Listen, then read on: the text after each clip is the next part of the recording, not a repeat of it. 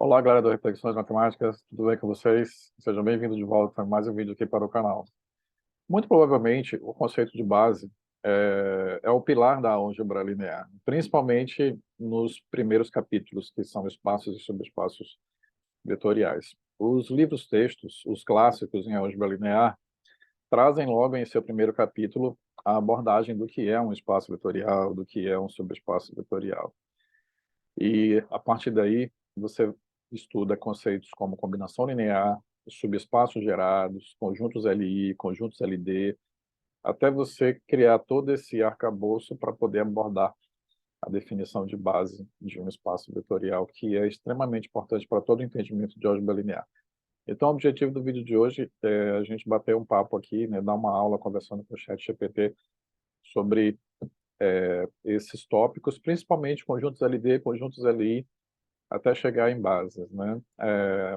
Tópicos como combinações lineares e subespaços gerados já foram vistos aqui, tá? É só você verificar aí nos vídeos anteriores. Então vamos lá. Vou perguntar aqui para o ChatGPT o seguinte: o que é, o que é, ou o que são, né? Vamos ver aqui. O que são conjuntos LD? LD é a abreviação de linearmente dependente, tá? Então eu vou colocar aqui o que são conjuntos LD em álgebra linear. Vamos ver se ele entende o significado dessa abreviação e define para a gente. Tá bom? Em álgebra linear, conjuntos LD se refere a conjunto de vetores que são linearmente dependentes. Exatamente. Deixa eu baixar um pouquinho aqui que ele vai explicando muito rápido. A linear dependência ocorre quando um ou mais vetores em um conjunto podem ser expressos como uma combinação linear dos outros vetores desse conjunto. Em outras palavras, se você puder escrever um vetor como combinação linear de outros vetores do conjunto, então esses vetores são linearmente dependentes. O que ele escreveu aí nesse parágrafo está correto, mas o que acontece é que você vai encontrar em alguns textos esse parágrafo dele como sendo uma proposição que decorre da definição de conjuntos linearmente dependentes, né? Ou seja, um conjunto de vetores é linearmente dependente como consequência da definição quando você tiver uma combinação linear, pelo menos entre dois deles, né? E matematicamente ele diz o seguinte: um conjunto de vetores V1, Vn, né, ou seja, ele te dá n vetores em um espaço vetorial, é linearmente dependente se existirem constantes, n constantes, né, C1, C2, Cn, não todos iguais a zero, tais que a seguinte equação seja verdadeira. Isso aqui, ó. Onde esse zero aqui do lado direito é o vetor nulo do espaço. Se você tiver no R2, é a origem 0, 0. Se você tiver no R3, é a origem 0, 0, 0. Se você tiver no espaço das matrizes, é a matriz nula.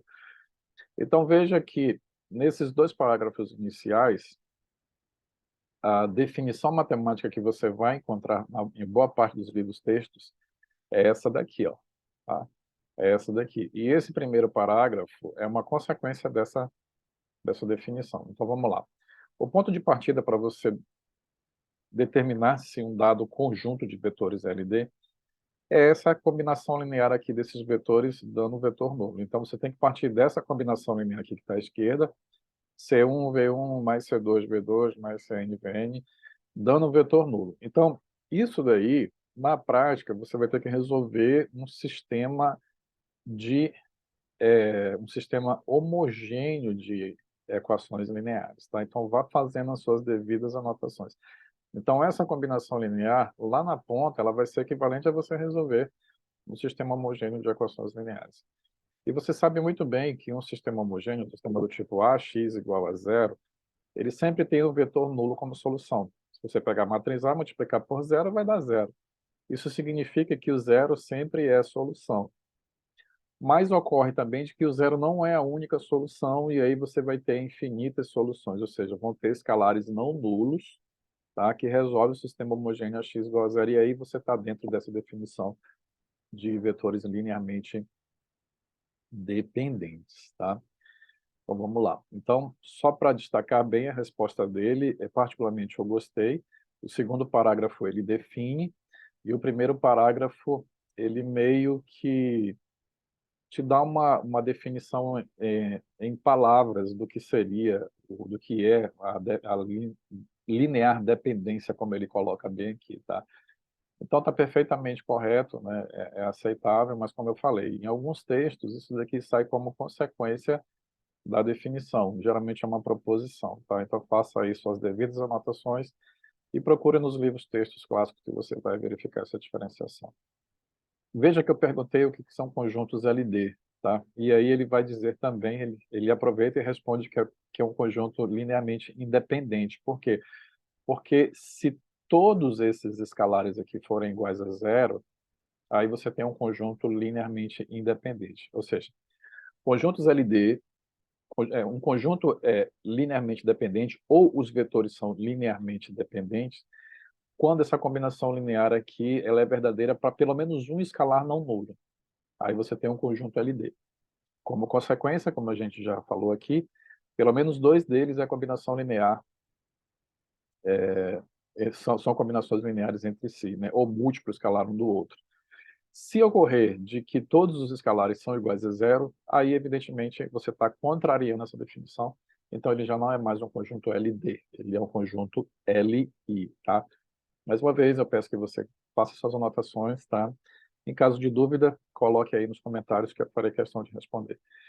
Vamos lá. Por outro lado, um conjunto de vetores é linearmente independente se a única combinação linear que resulta no vetor nulo é quando todos os coeficientes são iguais a zero.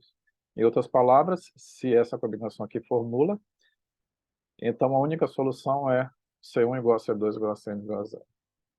Conjuntos LD são importantes em álgebra linear porque eles estão relacionados à noção de bases, tá? Eles estão relacionados à noção de base, mas não necessariamente ele vai estar linkado direto com base, tá?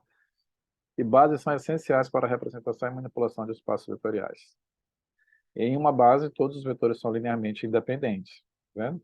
O que facilita muitos cálculos e aplicações em álgebra linear. Deixa eu colocar aqui para ele. Vamos agradecer, obrigado. Aí ele pergunta se ele coloca se a gente tem mais perguntas. Vamos lá. Deixa eu colocar aqui para ele isso aqui. Os vetores, vou colocar aqui os vetores conhecidos como vetores canônicos, né? 1, 0 e 0, 1 são LD. Vamos ver. Vetores canônicos, pessoal, são vetores. A origem do termo canônico vem, acho que certamente vem dos espaços R2, R3, R4, R5, Rn e assim por diante, né? São vetores onde ele é 1 na posição n e 0 nas demais. Como a gente está aqui com dois vetores no R2, ele é 1 e outra posição é nula, né? Na verdade, são vetores do eixo x e do eixo y, né? Vamos ver aqui o que ele vai dizer para a gente. Ó. Os vetores 1, 0 e 0, 1 são linearmente independentes, tá? Eu tentei confundir ele, mas ele está atento, né? Isso ocorre porque não é possível encontrar uma combinação linear desses dois vetores que seja igual ao vetor nulo, a menos que você atribua coeficientes iguais a zero para ambos os vetores. Na prática acontece isso aqui, ó. Você pega a combinação linear, tá? Eu vou destacar aqui, ó. C1 que multiplica um zero mais C2 que multiplica 0, 1 igual ao vetor nulo. Quando você fizer a multiplicação por escalar aqui, ó, C1 vezes um zero, que vai dar C1 e depois vai dar zero, fazer a mesma coisa para C2 e somar de acordo com a definição de soma de vetores em R2, que é a soma termo a termo, você vai chegar no vetor C1, C2 igual a 0, 0, e isso só pode ser verdade se C1 igual a C2 igual a 0. Portanto, esses vetores são linearmente independentes, né? Ou seja, não existe um escalar não nulo onde essa combinação linear aqui é igual a 0, tá? Eles de fato são de fato a base canônica do espaço bidimensional R2, que é um exemplo fundamental em álgebra linear. Deixa eu colocar aqui quais os vetores canônicos do, vamos colocar assim, R3. Vamos ver se ele entende essa minha anotação. Os vetores canônicos do espaço tridimensional, ele já colocou aqui R3, né? Tá certo. Tá aqui, ó. Muito bem. Ó, é o E1, E2 e E3. Ele é um, o E1 é 1 na posição, na primeira posição e 0 no resto, o E2 é 1 na posição 2 e o E3 é 1 na posição 3 e 0 no restante, né? Então, que na verdade são os vetores canônicos, né, dos eixos x, y, z. Na verdade, são os vetores geradores desses eixos, né? Esses três vetores formam uma base ortonormal, tá? Isso aí a gente vai abordar mais na frente. Isso significa que eles são linearmente independentes e formam uma base que pode ser usada para representar qualquer vetor em R3 como uma combinação linear desses três vetores, né? Exatamente. Ou seja, ele já está se reportando um pouco à definição de base, que precisa ser LI e precisa gerar todo o espaço, tá? Muito bem. Deixa eu colocar aqui para ele. Vou perguntar aqui para ele o seguinte: está correta a seguinte afirmação? Os vetores 1, 1, 3 e 3, 9 são vetores LI. Estou afirmando para ele que os vetores 1, 3 e 3, 9 são vetores LI. Está errado. Não é porque 3, 9, propositadamente, eu coloquei porque 3, 9 é 3 vezes 1, 3. Tá? E aí você tem uma multiplicidade escalar entre eles dois, e isso se encaixa na definição de vetores LD, não de vetores LI, tá? A afirmação não está correta. Perfeito. Parabéns para ele. Para determinar se esses vetores são LI, você deve verificar se é possível encontrar uma combinação linear deles que resulte no vetor nulo. Se essa combinação linear existir, e for diferente de apenas atribuir coeficientes iguais a zero aos vetores, então os vetores são LI. Caso contrário, eles são LD. Então, vamos verificar o que ele faz aqui, né? Algumas vezes podemos encontrar uma combinação linear que resulte em 0, 0. Tá? Então, ele pega um C1 e C2, faz a combinação linear dos vetores que eu forneci e tem que dar o vetor nulo. Aí, ele faz as contas, né? Ou seja, vai ficar C1 mais 3C2, 3C1 mais 9C2. E ele afirma que podemos ver que essas equações são equivalentes à primeira equação multiplicada por 3, né? Ou seja, a segunda é a primeira multiplicada por 3. Então, na verdade, você só tem uma única equação. Isso indica que essas equações são dependentes e que não há uma solução diferente de C1 igual a C2 igual a zero. Portanto, os vetores são linearmente dependentes. Exatamente. Na prática, pessoal, sempre que você quiser ver, na prática, partindo da definição, né? Você parte da combinação linear dando zero, e aí você, dependendo da natureza dos vetores aí envolvidos, você faz as contas certinho ali, multiplicando por escalar e somando, e você vai ter que resolver um sistema homogêneo de equações lineares, tá? E, como eu falei anteriormente, todo sistema homogêneo de equações lineares sempre possui o vetor nulo como solução. Ou seja, se você tem um sistema homogêneo tipo AX igual a zero, o x igual a zero sempre vai ser a solução. Agora, por outro lado, se x igual a zero for a única solução, isso significa que esses vetores que você está considerando são vetores LI. Caso contrário, se houver mais de uma solução, o que na verdade vão existir infinitas soluções, esses vetores vão ser linearmente dependentes, tá? Vamos lá. Defina a base em espaços vetoriais, tá? Para quem já estudou base, o que é uma base? Base é um conjunto de vetores, ou seja, você tem que ter um conjunto de vetores como candidato a ser base. Esses vetores têm que ser LI e ele tem que gerar todo o espaço em questão, ou seja, o span dele, o gerado dele tem que ser todo o espaço. Tá? Então você tem duas exigências para que um determinado conjunto de vetores não nulos formem uma base.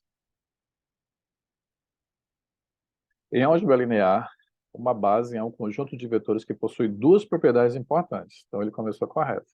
Linearmente independente, tá aqui, ó. Né? Ó, tem que ser linearmente independente. Eu não vou me estender muito aqui, porque a gente já... Não vou me estender no sentido de ler isso daqui, que a gente já viu. E gera o espaço vetorial. Qualquer vetor no espaço vetorial pode ser expresso como uma combinação linear dos vetores da base. Tá? Em outras palavras, os vetores na base geram todo o espaço vetorial. O que significa isso? Essa é a segunda condição. A primeira condição, os vetores têm que ser linearmente independentes, para que você não tenha multiplicidade entre eles. Tá? Agora, é claro que ele pode gerar um subespaço menor, a gente pode falar isso mais adiante. Gera o espaço vetorial significa que qualquer vetor que você considerar nesse espaço em questão, ou seja, qualquer vetor genérico, ele deve, para que esses vetores formem uma base, eles devem gerar qualquer vetor genérico do espaço, ou seja, qualquer vetor genérico do espaço tem que ser uma combinação linear desses vetores, tá? É o caso, por exemplo, eu vou escrever bem aqui, ó. Se a gente pegar o xy, eu costumo fazer muito isso nas minhas aulas, tá? Se eu pegar o xy, eu consigo escrever como, ó, x0 mais, ó, 0y, tá? Porque está certinho com a definição de soma de elementos no R2, tá? Isso aqui é x pela multiplicação escalar, né? X multiplicando 0, mais y que multiplica 0, 1. Isso aqui é uma notação genérica, porque eu estou considerando x, y aqui como sendo qualquer vetor do R2. Pode ser o vetor 1, 1, 1 menos 1, pode estar em qualquer um dos 4 quadrantes. E aí eu consigo escrever essa combinação linear aqui, ó, onde os escalares da combinação são exatamente as coordenadas do vetor x, y. Então, nesse sentido, os vetores 1, 0 e 0, 1, eles geram todo o R2. Ou seja, o subespaço gerado por esses dois vetores é o R2. Somado ao fato de que eles são linearmente independentes, como a gente considerou aqui, esse conjunto vai formar uma base, tá? Deixa eu apagar aqui. O que ele escreve aqui nesse último? Uma propriedade importante das bases é que o número de vetores na base é chamado de dimensão do espaço vetorial, tá? Isso aí a gente vai comentar um pouquinho, né? Um pouquinho mais para frente, não vamos demorar muito, não. Deixa eu perguntar aqui para ele. Os vetores canônicos formam formam uma base. Estou considerando aqui vetores canônicos como sendo os vetores onde na posição n ele é igual a 1, no restante ele é 0, tá? No R2 é o vetor 1, 0, 0, 1, no R3 está bem aqui, ó, 1, 0, 0, 0, 1, 0, 0, 0, 1. E a resposta para essa pergunta é positiva, né? Sim. Vamos lá. Sim, os vetores canônicos formam uma base em espaços vetoriais. Os vetores canônicos são os vetores de base padrão que correspondem às direções principais em um espaço vetorial. Sim. Por exemplo, no espaço tridimensional R3, os vetores canônicos são a ele dá o vetor canônico na direção de cada eixo, x, y, z. Na verdade, cada vetor canônico desse aí, ele vai ser o gerador de cada eixo em questão. Esses vetores canônicos são linearmente independentes e geram todo o espaço tridimensional. Portanto, eles formam uma base válida para o R3. E a dimensão desse espaço vetorial é 3. Já que ele tocou em dimensão, o que é a dimensão? Na medida que você certifica que aquele conjunto é uma base, que os vetores deles são vetores LI e que esses vetores geram todo o espaço, significa que você é capaz de gerar todos os vetores do espaço e que esses vetores também são LI, o que é importante para a definição de base. Então, quando você contar o número de elementos dos vetores nessa base, esse número é a dimensão do espaço vetorial, tá? Agora, notem o seguinte, uma propriedade importante é que qualquer espaço vetorial, ele admite bases, tá? Esse é um resultado importante da álgebra linear. E mais do que isso, todo espaço vetorial tem mais de uma base. Na verdade, ele tem infinitas bases. É uma afirmação bem importante e interessante, né? Por exemplo, se você considerar o R2, uma base para o R2 é a base canônica. Agora, veja só, se você pegar quaisquer dois vetores no R2 que não sejam múltiplos um do outro, você tem vetores L e I, porque eles não têm multiplicidade entre eles para que a combinação linear seja nula. Na verdade, se dois vetores no R2 são múltiplos um do outro, você tem a combinação linear dando zero, em que um dos escalares é diferente de zero por conta da multiplicidade. Então, se você considerar quaisquer dois vetores que não sejam múltiplos escalar um do outro, você tem dois vetores LI, e esses dois vetores LI vão formar uma base para o R2. E aí você, nesse contexto, nesse exemplo particular, você pode pegar quaisquer dois conjuntos de dois vetores no R2 que não sejam múltiplos um do outro, e esses conjuntos vão ser uma base. A característica importante, e é aí que entra a definição de dimensão, é que qualquer base tem sempre o mesmo número de elementos. Tá? Eu vou perguntar aqui para ele, então, o seguinte. O que é dimensão? Não vou perguntar nem o que é dimensão em relação, relacionado com base. Eu vou perguntar pelo que é dimensão de um espaço vetorial finitamente gerado.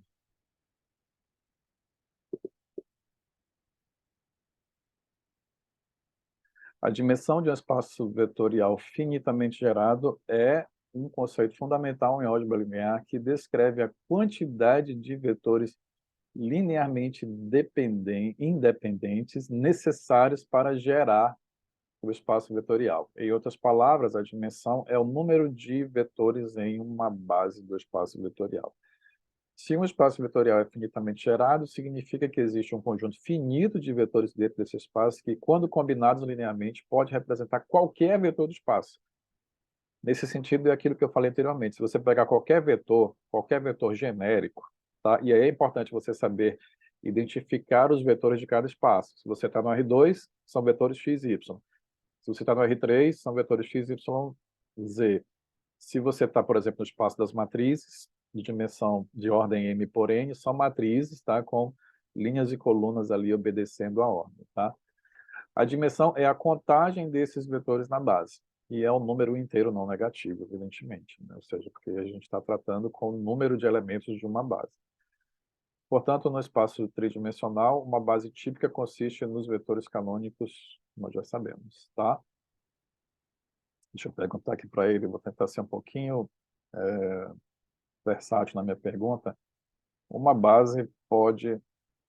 espaço vetorial pode ter mais de uma base? Um espaço vetorial finitamente gerado pode ter infinitas bases. Infinitas bases. Vamos ver. A gente já sabe que sim, né? Sim, um espaço vetorial finitamente gerado pode ter infinitas bases. Isso ocorre porque uma base é apenas um conjunto de vetores linearmente independentes que geram um espaço vetorial. Desde que esses critérios sejam atendidos, ou seja, ele está dando uma resposta no contexto da definição, que a definição ela não digamos, unívoca nem exclusiva, né? Desde que esses critérios sejam atendidos, você pode escolher diferentes conjuntos de vetores como base. Muitas vezes haverá várias bases possíveis para o mesmo espaço vetorial. Aqui ele dá um exemplo no R2, que ele pega a base canônica e depois ele pega o vetor 1, 1 e menos 1 e 1. Além disso, você pode escolher outros vetores, como esses dois que eu falei, ou qualquer conjunto de dois vetores linearmente independentes. Exatamente. Ou seja, no R2 é um ele é bem legal para essa abordagem, né? Ou seja, basta você pegar quaisquer dois vetores no R2 que não sejam múltiplos um do outro, que eles não vão ser LI, eles vão ser LD. Então, se você pegar dois vetores no R2, exatamente, que não sejam múltiplos escalar um do outro, aí eles vão ser LI, tá? Mais uma vez. Basta você pegar dois vetores no R2 que eles não sejam múltiplos um do outro. Não sendo múltiplos um do outro, eles são LI. E aí eles são candidatos a formar uma base desde que ele consiga gerar todos os vetores genéricos do R2. E, na verdade, já sabendo que a dimensão do R2 é 2, quaisquer dois vetores LI no espaço que já sabemos ter dimensão 2 vai formar uma base. Portanto, existem infinitas bases possíveis para o espaço R2, assim como para qualquer espaço finitamente gerado. Deixa eu perguntar aqui para ele, qual o elemento comum para todas as bases de um espaço vetorial? Tá, vamos ver aqui. Esse elemento comum você já sabe que é a dimensão, né? O elemento comum para todas as bases de um espaço vetorial é a dimensão desse espaço vetorial. A dimensão é uma propriedade intrínseca de um espaço vetorial. E todas as bases desse espaço terão o mesmo número de vetores que é igual à dimensão. Então, se você está no R2, quaisquer dois vetores Li no R2 vão formar uma base para o R2, então a dimensão é 2. Se você está no R3, se você pegar três vetores Li, em que nenhum deles é combinação linear dos outros dois, você vai ser capaz de gerar todo o R3 e, consequentemente, esse conjunto também vai ser uma base para o R3. Por exemplo, no espaço tridimensional, qualquer base terá exatamente três vetores. Independente dos vetores específicos que você escolher para formar uma base, haverá sempre três vetores na base. Portanto, a dimensão é o elemento comum para todas as bases de um espaço vetorial e é uma característica fundamental que descreve a complexidade desse espaço e sua capacidade para representar vetores. Então é isso, pessoal. A gente bateu um papo aqui com o ChatGPT, dessa forma um tanto que informal, falamos dos conceitos de conjuntos LD, conjuntos LI, bases e dimensão.